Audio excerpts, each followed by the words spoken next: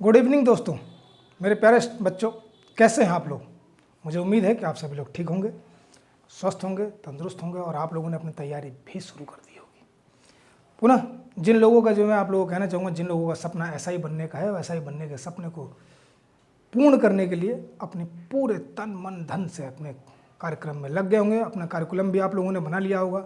कुछ लोगों के लिए जो है गणित एक रहस्यमय विषय बना रहता है। और ध्यान रहे कि मैंने जब इससे पिछली वाली वीडियो में जब आप लोगों को बताया था कि इन कुल 213 पदों के लिए जो है 2 प्रश्न पत्र होने हैं। 2 प्रश्न पत्र में first paper, second paper. First paper में 150 प्रश्न और सेकंड पेपर में भी 150 प्रश्न, लेकिन वह 3 घंटे का होगा, जबकि फर्स्ट पेपर केवल 2 घंटे का होगा।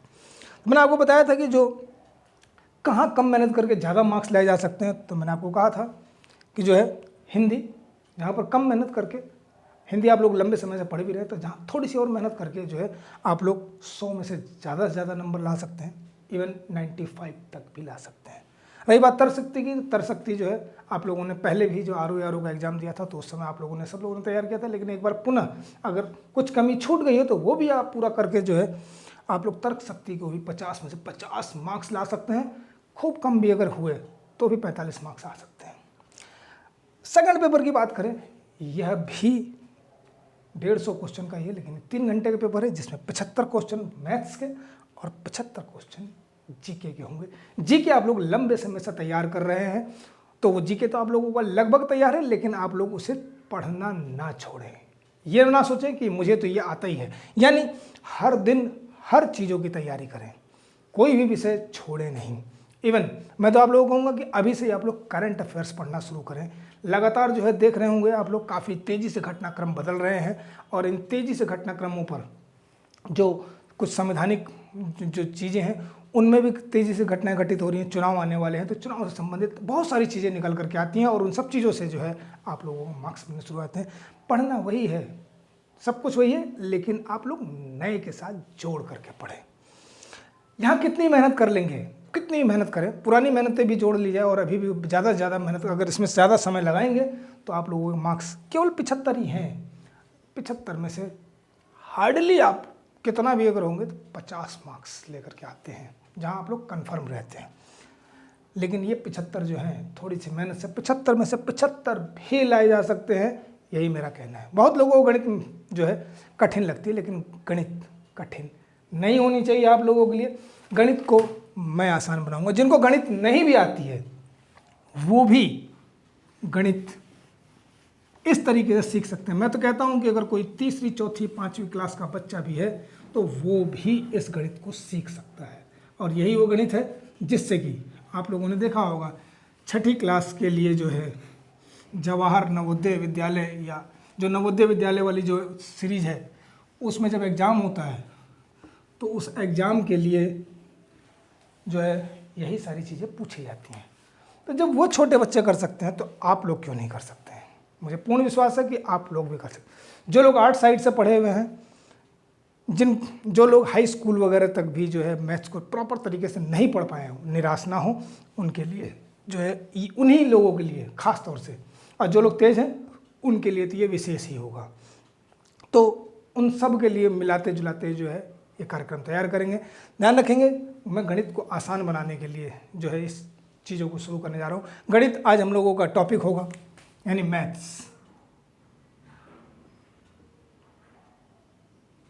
मैथ्स या गणित, गणित का मतलब होता है गणना करना, मैथ्स का मतलब है कैलकुलेशन।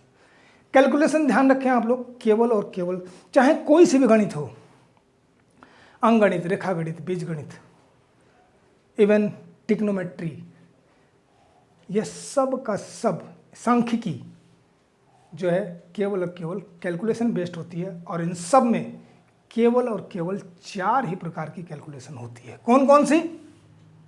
जोड़, घटाओ, गुणा और भाग। जिस आदमी को अगर ये भी नहीं आता तो फिर लगभग ये मान के चलिए कि वो शून्य है। लेकिन फिर भी इससे पहले एक वीडियो जो है, जब आरओ का एग्ज़ाम हुआ था, तो आरओ एग्ज़ाम के तहत मैंने एक वीडियो बनाई हुई थी कि जो है संख्याएं क्या होती है, संख्या पद्धति यानी नंबर सिस्टम, नंबर्स को कैसे पहचाने।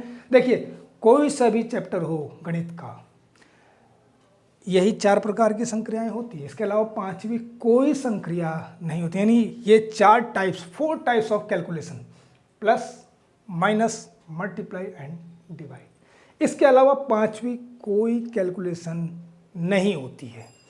इस चीज़ को ध्यान रखें। अगर ये चीज़ अगर आपको आती है तो बस इसी का नाम है। यहाँ से एक टॉपिक शुरू होता है, आप लोगों के किताब में दिया हुआ है सरलीकरण। सरलीकरण के प्रश्न भी पेपरों में पूछे जाते हैं।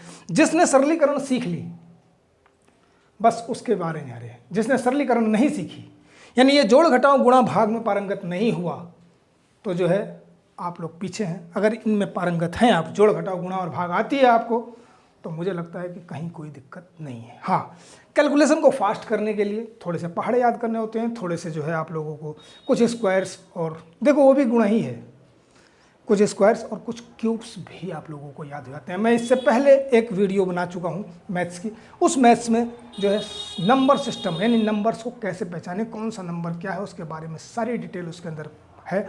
आप लोग उस वीडियो को जाकर के देख सकते हैं, या फिर मैं अपने डिस्क्रिप्शन बॉक्स में जो इसका लिंक भी दे दूँगा। अब हम बात करते हैं मैथ्स के सबसे बेसिक जो टॉपिक होता है, उसे बोलते हैं हम लोग सरलीकरण।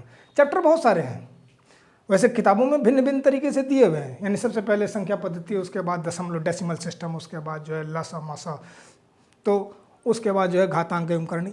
करोगे क्या उसमें भी तो यही करोगे, तो पहले इसी को जान लो, फिर सरलीकरण, फिर उसके बाद संख्याओं पर आधारित प्रश्न, एवरेज, प्रतिशत, लाभ हानि, तमाम चीज़ें हैं।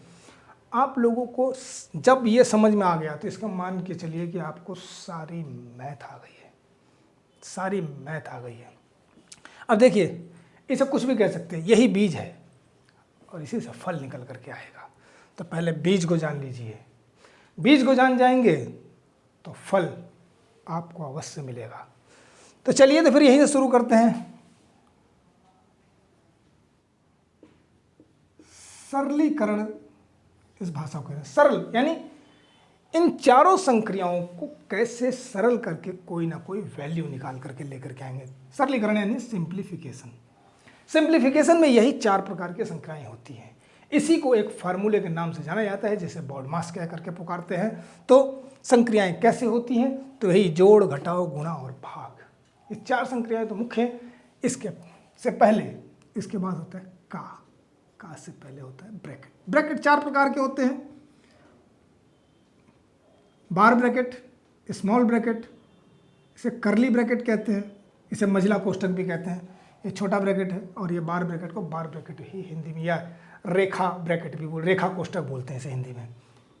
और ये बिग ब्रैकेट यानी बड़ा वाला कोष्ठक, सबसे बड़ा कोष्ठक। ठीक, अब हमने लिखा इधर से, पढ़ेंगे इधर से। अब क्या करते हैं, जब भी कोई चीज़ सरलीकरण की कोई चीज़ दी रहती है तो सरलीकरण कैसे करते हैं, तो सबसे पहले जो है ब्रैकेट को खोलते हैं। ब्रैकेट में सबसे पहले बार ब्रैकेट को खोलते हैं। बार ब्रैकेट अगर नहीं दिया हुआ है तो इस छोटे वाले ब्रैकेट को, नहीं स्मॉल ब्रैकेट को। उसके बाद जो है अगर पहले वो खोल लेंगे, उस खोलने के बाद फिर इस मझले ब्रैकेट को, यानी जो करली ब्रैकेट, और ये वाला यू ब्रैकेट, यानी जो है आप लोग कहते हैं सबसे बिग ब्रैकेट।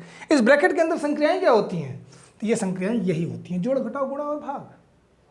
ठीक, लेकिन करते क्या है, तो सबसे पहले अगर का दिया हो तो का का मतलब होता तो गुणा है, होता तो गुणा है, लेकिन अगर का लिखा हुआ है तो भाग से पहले इसे करेंगे। अन्यथा अगर का नहीं दिया तो सबसे पहले भाग किया जाएगा। यानी जिन 2 संख्याओं के बीच में भाग का निशान होगा, पहले उन दोनों को सरल करेंगे, जो भी मान आएगा उसके बाद जहाँ गुणा दी होगी वहाँ गुणा करेंगे, फिर उसके बाद माइनस करेंगे और फिर प्लस करेंगे। तरीका यही होता है। कहीं कहीं पर लोग प्लस और माइनस भी कर लेते हैं। बॉड मास में यही आता है, एस फॉर सब्सट्रैक्शन, लेकिन मैं बॉड मास ना कह करके मैं इसे बॉड मसा कहता हूँ। इससे गलती होने की संभावना पूरी की पूरी समाप्त हो जाती है। ठीक, अब आपको ध्यान रहेगा कि सबसे पहले रेखा कोष्ठक, कोष्ठक फिर छोटा कोष्ठक, फिर ये मझला और सबसे बड़ा, फिर का को सॉल्व करते हैं। का नहीं है तो भाग, गुणा, घटाव और जोड़। अगर मान लीजिए का भी नहीं है, भाग भी नहीं, तो पहले गुणा, यानी क्रम ऐसे ही चलता रहेगा। ठीक, अब 1-2 प्रश्नों को हल करके देखते हैं, आप लोगों को देखिए आनंद आएगा। ध्यान रखें कि सरलीकरण का मतलब ये होता है कि ये सब संक्रिया करने के बाद एक मान आएगा, वही आपका आंसर होता है। एक वैल्यू आएगी, कोई ना कोई वैल्यू होगी, वह वैल्यू 0 भी हो सकती है, वह ऋणात्मक वैल्यू भी हो सकती है यानी नेगेटिव वैल्यू हो सकती है, और वह पॉजिटिव यानी धनात्मक वैल्यू भी हो सकती है उत्तर आने के बाद। लेकिन ध्यान है, यानी इन सब के बाद एक निशान और बचता है, वो है बराबर, यानी इजिकल टू वाला निशान। इसके बराबर में कुछ ना कुछ है। सरलीकरण का मतलब ये है कि फला कोई चीज़ दी हुई है, कोई संक्रियाएं दी हुई है, उसके बराबर क्या मान होगा, वैल्यू। एक क्वेश्चन लिख करके देखते हैं कैसे इसे सॉल्व करेंगे, यही आप लोगों को देखना है। तो नहीं, मैं थोड़ा सा टफ वाले लेवल पे जा रहा हूँ, मैं इससे नीचे वाले लेवल पे आता हूँ। 40 - 5 × 2 + 5 - 6 / 3 is equal to what is this. अब नियम के हिसाब से ब्रैकेट तो है ही नहीं, तो क्या करेंगे, सबसे पहले का भी इसमें नहीं है, तो का को भी नहीं हल करेंगे। तो सबसे पहले क्या करेंगे, भाग किन दोनों के बीच में है, वो इन दोनों के बीच में है, यानी 6 को 3 से भाग करेंगे 2 आ जाएगा। तो अगली लाइन होगी इसकी 40 - 5 × 2 + 5, माइनस का निशान ये रहेगा, 6 को 3 से भाग दिया तो आ गया 2। अब क्या करेंगे, भाग के बाद गुणा होती है, इन दोनों की गुणा हो जाएगी, इन दोनों की जगह आ जाएगा 10, यानी इन दोनों की गुणा हो गई, इनके पहले का जो साइन था वो अपनी जगह पे ही है, ये आ गया 10। अब क्या करेंगे, अब एक चीज़ का ध्यान रखिएगा, ध्यान रहता है कि होता क्या है कि अब देखिए इसके पहले कोई साइन नहीं है, तो इसका मतलब ये धनात्मक है यानी पॉजिटिव है, इसके पहले प्लस का साइन है तो ये पॉजिटिव है, इससे पहले माइनस का साइन है ये नेगेटिव है यानी ऋणात्मक है, और इसके आगे भी नेगेटिव है। तो अब क्या करते हैं, जो सजातीय पद होते हैं यानी ऋणात्मक को एक साथ जोड़ लो और धनात्मक को एक साथ जोड़ लो, तो 40 और ये 5 45 और 10 और 2 12, इनका साइन उनके साथ ही रहेगा। हम इसे ऐसे भी लिख सकते हैं -12 + 45, लिखने में कोई बुराई नहीं है, ये सब इसके वैल्यू में आप कोई परिवर्तन नहीं कर सकते। ध्यान रखें कि मैथ्स में जो वैल्यू दी हुई है वही वैल्यू रहेगी, आप उसमें किसी प्रकार का कोई परिवर्तन अपने आप से नहीं कर सकते हैं। वैल्यू बदली, क्वेश्चन गया आपका, ठीक। अब 45 में से 12 को घटा देंगे तो जो आंसर आएगा वो आपका आंसर है, दिस इज द आंसर 33। कहीं कोई दिक्कत आई? हाँ, मैंने इसे लंबा लिख करके किया, आपको पेपरों में करना क्या है, बस यही कट लगाए, दिस इज द 2, फिर उसके बाद इन दोनों की मल्टीप्लाई करी थे 10 हो गया, ये भी कट हो गया, अब तो यही हो गया एक ही लाइन में। आपको यही करना है। टाइम कैसे बचाएंगे, ये लिखने से बचना है, बस यही गेम है। आते हैं थोड़ा एक दूसरा क्वेश्चन और करते हैं। एक दूसरा क्वेश्चन है 2 का 3/4 भाग 3/4 plus 1/4 is equal to what is this, यानी इसके बराबर क्या वैल्यू होगी। यानी इसे सरल करना है, सरल करके एक आंसर आएगा, सिंगल नंबर।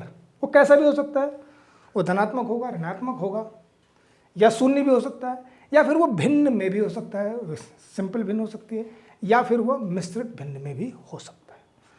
तो सबसे पहले का को सॉल्व करेंगे, इसका मतलब गुणा होता है, तो 2 × 3 या 2 से इसको काट भी सकते हैं, तो ये 3/2 हो जाएगा, यहाँ पे 3/2 भाग 3/4 है।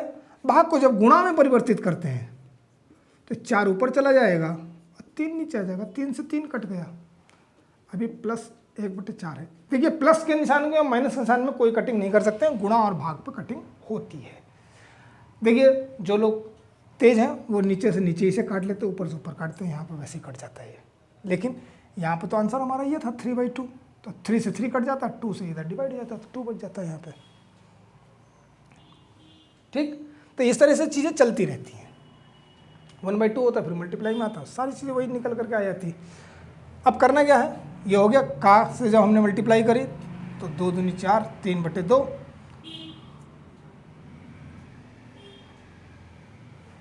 और 3/2 भाग, तो भाग को गुणा किया तो 4 ऊपर चला गया, 3 यहाँ आ गया, तो 2 दूनी 4 और 3 से 3 कट गया। अब रह गया 2 + 1/4, 2 + 1/4, 2 चौक 8 और एक 9/4। या फिर इसको ऐसे ही लिखा जा सकता है 2 1/4, मिक्स फ्रैक्शन है, यानी मिश्रित भिन्न में अगर आप लिखेंगे तो इसको भी आप वैसे ही लिख सकते हैं भाई। ये देखिए, अब यही सीखना है, अगर ऐसे दिया तो आप इसे सीधे उठा करके ऐसे भी लिख सकते हैं, ऐसे उठा के ऐसे भी कैलकुलेट कर सकते हैं। बस यही वो टेक्निक्स होती हैं जिससे आप कैलकुलेशन फास्ट हो जाते हैं। यही इसका आंसर दिया हुआ है किताब में। देखिए, ये तो हुआ दूसरी टाइप का प्रश्न, यानी भिन्नों का जोड़ भी आपने कर दिया, साधारण अंकों का जोड़ कर दिया, जोड़ घटाव गुणा भाग कर दी। अब हम थोड़ा सा घुसते हैं ब्रैकेट्स की ओर भी, एक ब्रैकेट का क्वेश्चन भी सॉल्व करके देखते हैं। चलिए, तो आइए लिखता हूं एक क्वेश्चन। 9/20 माइनस 1/5 प्लस मझला ब्रैकेट 1/4 प्लस 5/6 माइनस 1/3 प्लस 1/2।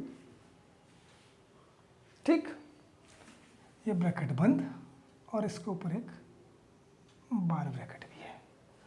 इसलिए पूरा कंप्लीट क्वेश्चन है अपने आप में। अब देखिए, आप सबसे पहले ब्रैकेट को सॉल्व करते हैं, ब्रैकेट में भी बार ब्रैकेट को सॉल्व करते हैं। बार ब्रैकेट के सॉल्व में सिर्फ इतने पर बार ब्रैकेट है, यानी 1/3। देखो, इस माइनस का साइन पे ब्रैकेट नहीं है, तो 1/3 प्लस 1/2, इन दोनों को जोड़ेंगे। इन दोनों को जोड़ने के बाद जो भी आएगा वो इस माइनस के बाद लिखा जाएगा। तो इसे सॉल्व कर लेते हैं, तो कितना हो जाएगा ये,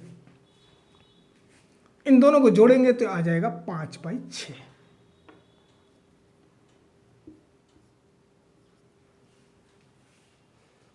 क्या आएगा, 5/6। ये ब्रैकेट भी खत्म हो गया। अब ये देखिए, जोड़ घटाओ, भिन्नों का जोड़ घटाओ जो है, जब भिन्न जब लेकर के आएंगे तो वहां पर उसे बताएंगे हम कैसे निकालते हैं, क्योंकि उसके लिए भी लसा मसा की जरूरत होती है। तो पहले लसा मसा देखेंगे, फिर भिन्नों का जोड़ घटाओ गुणा भाग भी आप करना सीख जाएंगे। अब 5/6 में से 5/6 गए तो क्या बचेगा, 0, यानी ये वाला ब्रैकेट भी सॉल्व हो गया।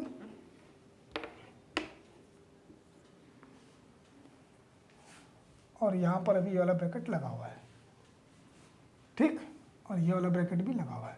अब इन दोनों को सॉल्व करते हैं तो वो सेम टू सेम रह गया, तो ये भी गायब हो गया। अब इधर से ब्रैकेट गायब, इधर से ब्रैकेट गायब। अब इन दोनों को करते हैं, तो इसका आंसर जो है, इसका आएगा 20, 9/20। ये भी सॉल्व हो गया। 9/20 माइनस 9/20 इजिकल टू, बताएं, आ गया 0। यही इसका आंसर है, घबराने की कोई जरूरत नहीं है, 0 भी आंसर आते हैं। अब देखिए, इतना बड़ा प्रश्न था, आंसर क्या आया, 0, लेकिन मार्क्स पूरे मिलेंगे आपको। तो इस तरीके से, तो ये हुआ सरलीकरण का। सरलीकरण का ये एक तरीका था जिसमें एक इक्वेशन दी हुई थी, यानी एक समीकरण दिया हुआ था, उसे सॉल्व करके, सॉल्व कैसे कर रहे थे, आप इस नियम के आधार पर इसे सॉल्व कर रहे थे, और सॉल्व करने के बाद जो है आपने उसे सिंप्लीफाई भी कर दिया। यह था एक तरीका। दूसरा तरीका होता है कि कोई चीज, एक क्वेश्चन दिया हुआ है, उसकी इक्वेशन भी आप बनाएंगे और उसके बाद उसे सॉल्व भी करेंगे। ये इसकी एक हार्डर प्रक्रिया होती है, वही आपको सीखना है। तो देखिए, अब मैं एक दिन में कह दूं कि आप लोग सारी चीज़ें सीख जाएंगे, पहले तो मैं तो कहूँगा कि आप इतना करिए सरलीकरण का वो दूसरा पार्ट जिसमें एक समीकरण बनाना कैसे बनाई जाती है, तो नियम यही रहेंगे, इस नियम को याद रख लीजिए और उसके बाद सॉल्यूशन ऐसे ही होना है। हाँ, बनाने की प्रक्रिया मैं आप लोगों को बस बताऊंगा, वो इसके लिए नेक्स्ट वीडियो इसी सरलीकरण का पार्ट 2 कहलाएगा। इसको मैं यहीं छोड़ देता हूँ, जब स्टार्ट करूँगा तो यहीं से सरलीकरण पार्ट 2 निकल करके आएगा, जिसमें आप एक इक्वेशन बनाएंगे और उसे सॉल्व करेंगे, उसके बाद आपका आंसर भी आएगा। अगर वो बनाना सीख गए तो ये मान के चलिए कि आगे के 10 चैप्टर आपने आज ही कंप्लीट कर लिए, लेकिन वो नेक्स्ट वीडियो में। Wish you all the best. अगर अब तक भी आप लोगों ने इस चैनल को सब्सक्राइब नहीं किया तो इस चैनल को सब्सक्राइब कर लीजिए और थोड़ा प्यार लुटाइए अपना। मेरी कोशिश रहेगी कि आप लोगों के लिए रोज़ वीडियो लेकर के आऊँ। थोड़ी सी जो है राजकाज की वजह से, चुनाव के समय चल रहे हैं, हमारी व्यस्तता कुछ ज़्यादा रहती है, इस वजह से थोड़ा वीडियो निकाल पाना। ज़रा मैं एक अचानक किसी काम से बाहर चला गया था, बाहर से भी लौट करके आया हूँ, तो आज आते ही मैंने सबसे पहले वीडियो शूट किया और ये आज अभी थोड़ी देर में पोस्ट भी कर रहा हूँ आप लोगों को। Wish you all the best. Meet again tomorrow. Next video के साथ में आता हूँ और वो सरलीकरण पार्ट 2 होगा। हाँ, इससे पहले जो मैंने आपको बताया कि नंबर सिस्टम वाला जो वीडियो है वो मैं लिंक में डाल दूंगा, उसे आप लोग देख लीजिएगा। Okay, thank you, take care, और आप लोगों की सफलता के लिए अभी से ही शुभकामनाएं।